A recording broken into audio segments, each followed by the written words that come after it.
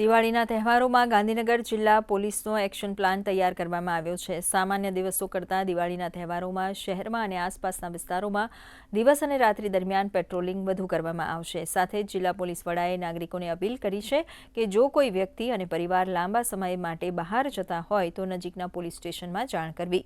સાથે જિલ્લા પોલીસ અને મહાનગરપાલિકાના મળીને 1000 સીસીટીવી કેમેરા લાગેલા છે, તેનું સતત મોનિટરિંગ કરવામાં આવશે।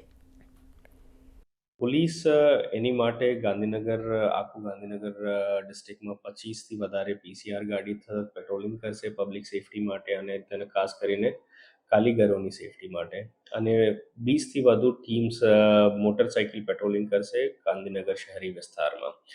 તો પબ્લિક પાસે 2-3 અપેક્ષા છે મારી। એક તો પબ્લિકની વિનંતી આ છે કે તમે લાંબા સમય સુધી ઘર છોડીને અગર તમે બહાર ગામ જાઓ છો તો કૃપા કરીને તમારા કિંમતી વસ્તુ ઘરમાં છોડીને ના જતા, અને બીજી વ્યવસ્થા કરવા માટે વિનંતી છે। અગર તમારી પાસે બીજી કોઈ વ્યવસ્થા થતી નથી તો પોલીસ તમારી મદદ માટે છે।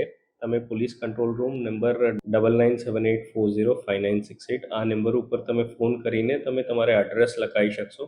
મારી પોલીસ પેટ્રોલિંગ મેં વધારીશું તમારા ઘર ઉપર, તાકી કોઈ અનિચ્છનીય બનાવ ના બને।